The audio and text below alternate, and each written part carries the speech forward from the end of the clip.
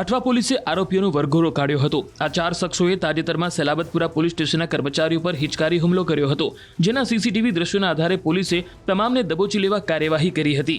ઉલ્લેખનીય છે કે પોલીસે આરોપીઓને વડોદરા ખાતેથી ઝડપી પાડ્યા અને તમામનો ભય સ્થાનિકોમાં ઓછો થાય તે માટે અઠવા પોલીસ રિકન્સ્ટ્રક્શન માટે લઈ ગઈ। આરોપીઓને ચાલવામાં પણ થોડી તકલીફ પડી હોય તેવું સ્પષ્ટ જણાઈ આવતું હતું। આ જોતા પોલીસે બરાબરની સરભરા કરી હોવાની ચર્ચા સ્થાનિકોમાં સાંભળવા મળી હતી। પોલીસની ચપેટમાં આવેલા આ તમામ આરોપીઓ ગંભીર ગુનામાં સંડોવાયેલા હોવાનું ખુલવા પામ્યું છે।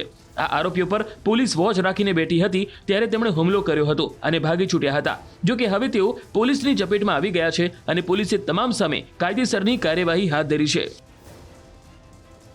ગૃહમંત્રીએ કીધું છે કે કાયદામાં રહેશો તો ફાયદામાં રહેશો, ત્યારે આરોપી હશે તો લંગડા તો ચાલશે। દ્રશ્ય જોઈ શકાય છે કે અઠવા પોલીસ આરોપીને લઈને રિકન્સ્ટ્રક્શન કરવા પહોંચી છે। એ આ ચારેય આરોપી એ છે કે જે સલાબતપુરા પોલીસ ઉપર 2 દિવસ પહેલા હુમલો કર્યો હતો। એક પોલીસ કર્મચારીને ચપ્પુ મારવામાં આવ્યું હતું। ચારેય આરોપીઓની પોલીસે ધરપકડ કરી છે અને તેમને રિકન્સ્ટ્રક્શન કરવા માટે ઘટના સ્થળે લઈને પહોંચી છે। દ્રશ્ય જોઈ શકાય છે કયા પ્રકારના આરોપી છે। પોલીસ ઉપર હુમલો કરવાની વૃત્તિ રાખનારા આરોપી અત્યારે પગે લંગડાઈ રહ્યા છે। ગૃહમંત્રીએ ચોખ્ખું જ કીધેલું કે ગુનેગાર હશે તો લંગડાતા ચાલશે, કારણ કે આ તમામ 4 લોકો કાયદામાં નથી રહ્યા અને કાયદામાં રહ્યા હોત તો ફાયદામાં રહેત, પણ કાયદામાં ન રહ્યા એટલે જ તેમના ઉપર પોલીસ કાર્યવાહી કરી છે। આ તમામ લોકો સલાબતપુરા પોલીસ પર હુમલો કર્યો હતો અને પોલીસ દ્વારા તેમની ધરપકડ કરવામાં આવી છે। અઠવા પોલીસ છે તેમને રિકન્સ્ટ્રક્શન કરવા માટે ઘટના સ્થળે લઈને આવી છે। કહી શકાય સાદી ભાષામાં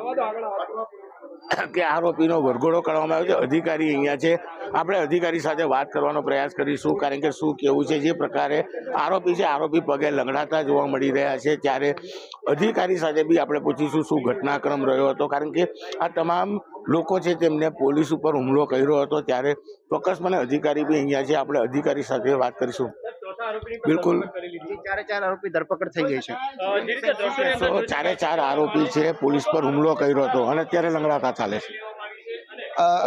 આરોપીઓએ પોલીસ ઉપર જે એસોટ કરેલું એ બાબતે આરોપીઓની પૂછપરછ દરમિયાન આરોપીએ જે ગલીમાં પોલીસ ઉપર એસોટ કરેલ એ જગ્યા બતાવવા માંગતા હોય તેઓનું રિકન્સ્ટ્રક્શન પંચનામા માટે ગુનાવાળી જગ્યા ઉપર લઈને આવેલું છે અને પોતે સામેથી બતાવે છે કે આ જગ્યાએ અમે આવી રીતે પોલીસ ઉપર એસોટ કરેલું। બિલકુલ, અઠવા પોલીસ આરોપીઓને લઈને રિકન્સ્ટ્રક્શન કરવા પહોંચી છે, કારણ કે આ એ જ આરોપી છે જે સલાબતપુરા પોલીસ સ્ટેશનના 2 પોલીસ કર્મચારીઓ પર એસોલ્ટ કર્યો હતો। એક પોલીસ કર્મચારી પર ચપ્પુ વડે હુમલો કર્યો છે। એટલે કે ગુજરાતના ગૃહમંત્રીએ કીધેલું કાયદામાં રહેશો તો જ ફાયદામાં રહેશો અને જો કાયદાની બહાર જશો તો આરોપીઓએ લંગડાતા ચાલવું પડશે।